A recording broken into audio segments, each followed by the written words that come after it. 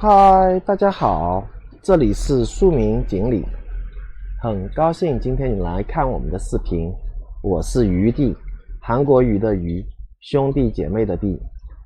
今天在我们的树名圈子，在蓝营的圈子，在韩粉的圈子，在 YouTube 直播主的圈子，发生了一件非常惊奇的事件，可以叫惊奇的事件啊！是什么事呢？就是我们的中天新闻台的新闻深喉咙前主持人王佑正，他新开的 YouTube 频道正常发挥啊！你知道多少吗？有多夸张吗？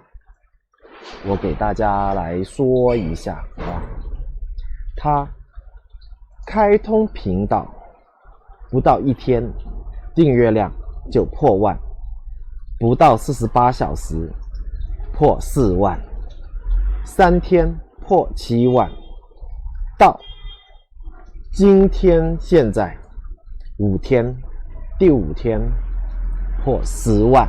破10万哦，夸张吗？10万粉哦，10万的订阅。可能很多朋友对于这个10万订阅量没有概念，不知道是什么意思，是吧？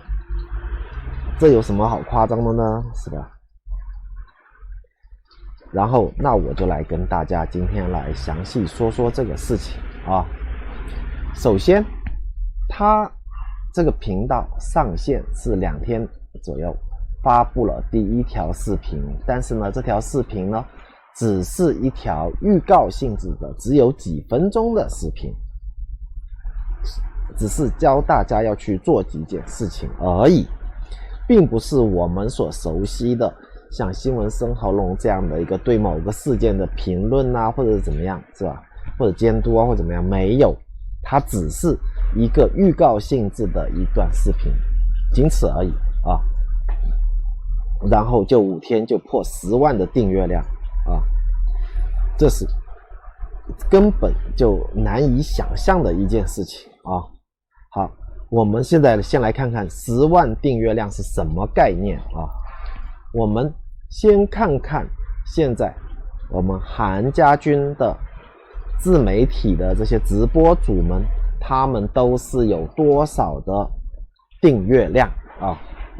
我们先看历史哥，他的订阅量是13.4万啊。再来看包子队长啊，才10.6万。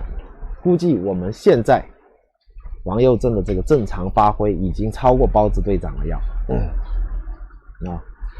然后陈品宏这么坚定的韩家军，天天在坚持做直播，他的订阅量才8.95万啊。然后韩国人相对比较高，有29.7万啊。然后再看看我们美女主播君君也才13.5万啊！大家这样明白吗？就是王佑正这么只发了几分钟的视频，就能够超越陈品宏哦啊！估计过个1-2天是吧？历史哥是吧？包子队长是吧？然后君都会被他们狠狠的甩在后面啊，都会超越他们的一个订阅量啊。好，大家可能会说他们这几位都是庶民自媒体直播主啊，我那个王佑正他不一样啊，他是专业的媒体人啊，他是主持人啊，是吧？好，我们再来看看蓝营的名嘴或者蓝营的政治人物，他们的自媒体频道有多少的粉丝量啊？好，首先我们来说罗有志，大家都熟吧？你看看他的一个频道的订阅量是吧？3.75万，3.75万哦。黄伟汉啊，帅哥，才14.5万。相信黄伟汉是大几，对于蓝营的人来说是人缘非常非常好的一个媒体人，或者叫名嘴，是吧？然后他的粉丝量他的订阅量也才15.5万啊。然后我们看看最新崛起的不演了新闻台啊，他多少呢？4.85万啊。不演了新闻台是谁在做的呢？不演了新闻台是朱凯翔做的，是吧？他是谁呢？他是之前是中天的，就是王佑正的这个节目《新闻生喉咙》的制片人啊，然后后面又是评论无伤的制片人，然后他现在辞职了，自己开的频道啊，也有很多的媒体圈的朋友名嘴在帮他加持，是吧？但是他现在也才4.85万。再然后我们说谢寒冰啊，多少呢？7.53万，每天下午他会开直播啊。然后我们再看看将军北极星说故事，是吧？就俞北辰将军，他每天晚上给大家讲鬼故事的，是吧？到现在也才7.41万啊。然后我们再来看看战神就是强啊，罗志强号称他的脸书有100万的赞，是吧？然后呢，他在 YouTube 上14.8万，据说他已经是蓝营的政治人物里面，他已经是在网络声量最高了，他也才14.8万。王佑正只发了这么一条几分钟的视频，已经10万了，估计过不了几天也能把罗志强的这个超越了啊。然后再看看宅神，宅神是相对来说是比较中立的，蓝绿他都沾啊，或者都不沾啊。然后呢，宅神的才多少呢？才1.64万啊。然后我们再看看可爱的辉文哥啊，狮子头啊，多少呢？6.69万啊。村长比较多啊，但是比罗志强还是要少一点，12.4万啊。这些都已经算是蓝营的媒体人或者是政治人物做的 YouTube 频道啊，他还不如庶民的那几个自媒体频道的一个粉丝量。当然我们会挑庶民做的相对比较多嘛，对吧？然后呢，我们会这几个都是比较头部的一个自媒体，所以说呢，它比这些名嘴做的还要好啊。这样大家明白了吗？就是王佑正只发了这么一条就已经10万了，实在是，所以说你看看他们是这些不管是自媒体的还是这些媒体人政治人物，他们做这个频道都是已经做了很久很久的，然后还不如王佑正这么一条的订阅人数啊。好，如果你还不服，那我们就看更重磅了啊，就看媒体，好吧啊，各个媒体他们的粉丝量、订阅人数啊。新闻生活楼啊，现在是头条开讲，就是王佑正之前的节目，或者说这个频道其实就是王佑正经营的啊。它是多少呢？是64.3万啊。少康战情室94.2万，然后接下来我们看我们最有趣的，或者说是其实我也个人也挺喜欢的一个节目啊，评论无双哦，平秀琳主持。大家可能不知道平秀琳是谁？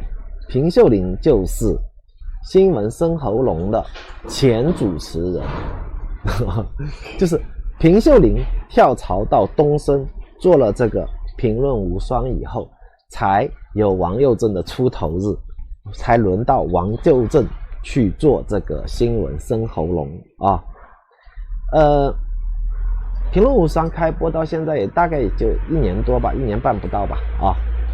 然后我们看看他的订阅数是多少，才15.4万，已经是做1年半咯。平秀琳哦，是吧？武道天后哦，他做这么久了，他的粉丝订阅量也才15.4万，这样大家明白这个意思了吗？哦，可能你说好，这是蓝营的，绿营的好吧，绿营的媒体看新闻面对面的是吧，才多少呢？20.7万。我们再看看电台啊，飞碟联播网就真的是各个名嘴每天都会去上他们的节目的，是吧？总共他的粉丝量订阅数才13.4万。中广新闻网就是赵少康的电台，多少呢？10.9万。也就是中广新闻网做了这么久，这么大的一个媒体，居然跟王佑正只发这么几分钟的一个视频所获得的一个订阅量是差不多等量的。你们能想得出来了吗？这样明白了吗？5天哦，才5天就发生这样的一个事情，你不觉得这是奇迹吗？是吧？好，接下来我们就来帮大家来分析分析这个奇迹是怎么发生的。5天10万，明白吗？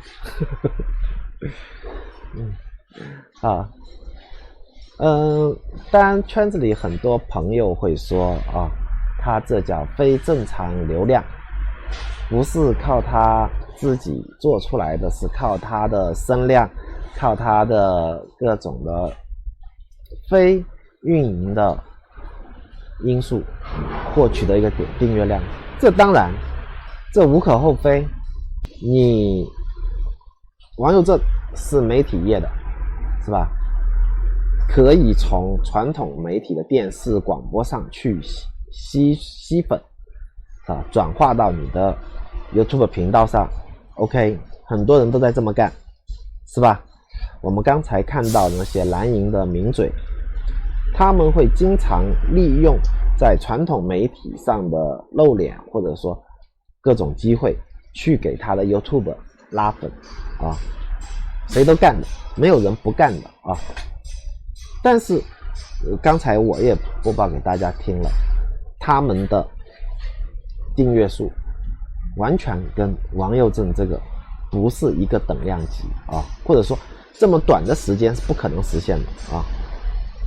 好，我们就说朱凯翔就不演了新闻台，是吧？朱凯翔他原来是幕后的制作人，是吧？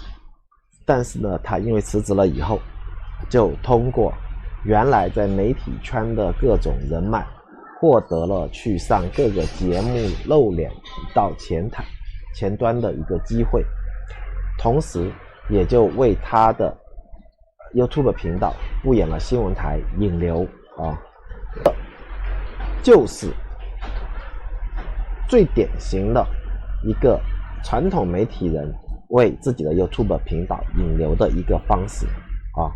但是不要忘记，朱凯翔现在也才3万多的订阅量啊。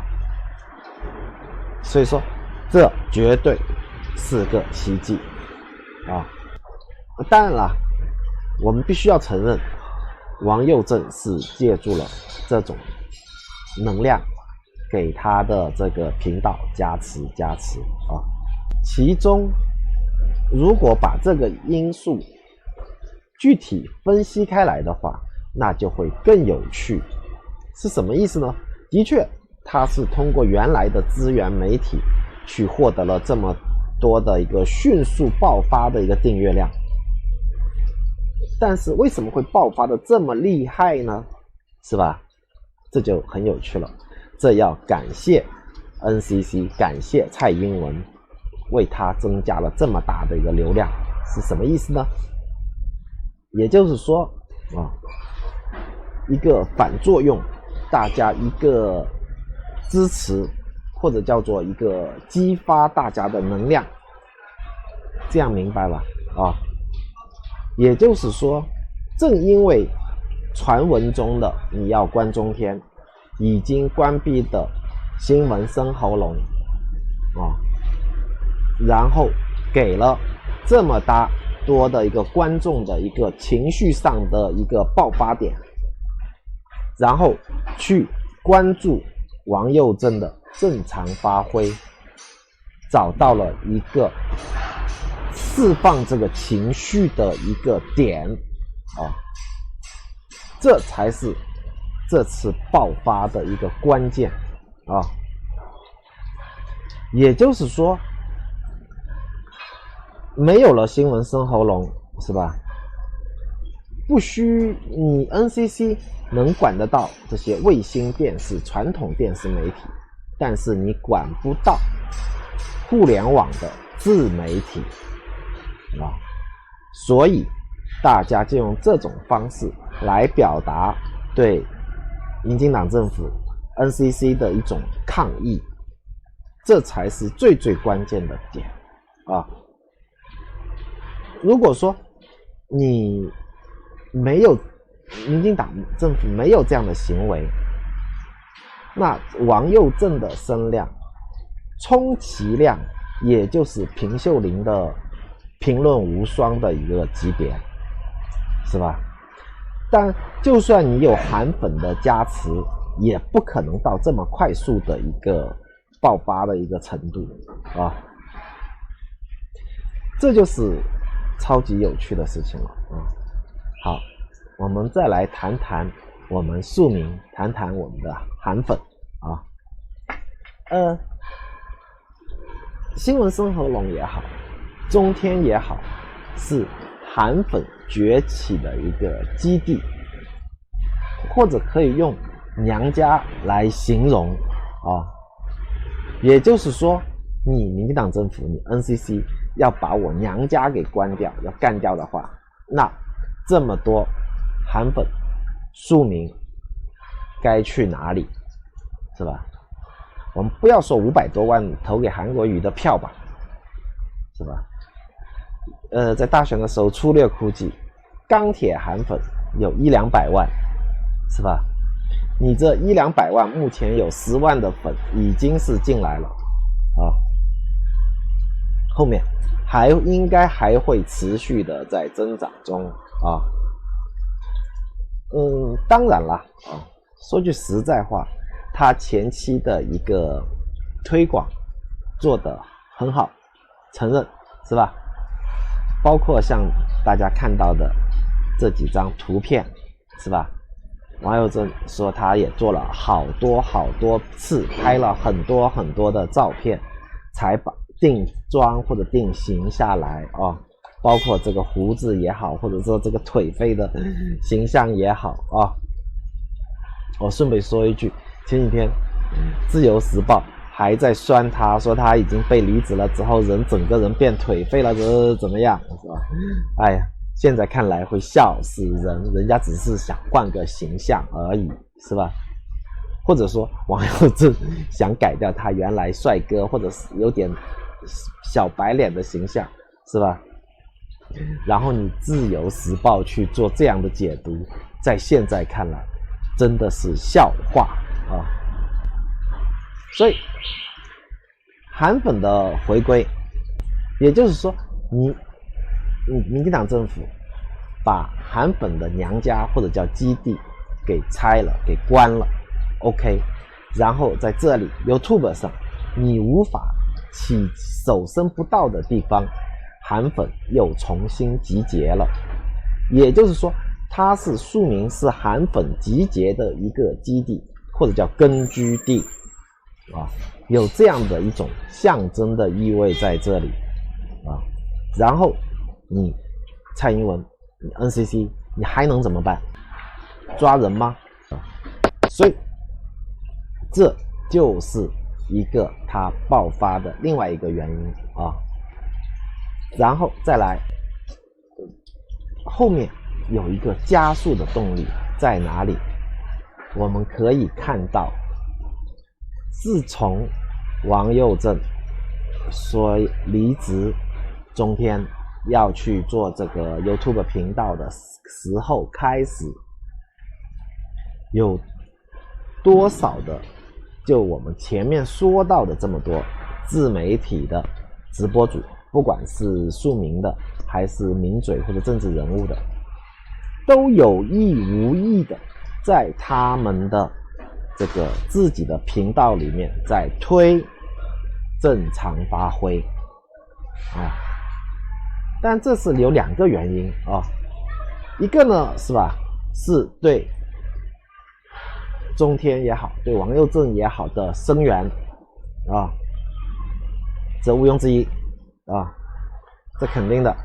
当然还有另外一个原因，因为大家做直播或者说做自媒体的都应该清楚，王佑正这里有一股力量或者说有流量，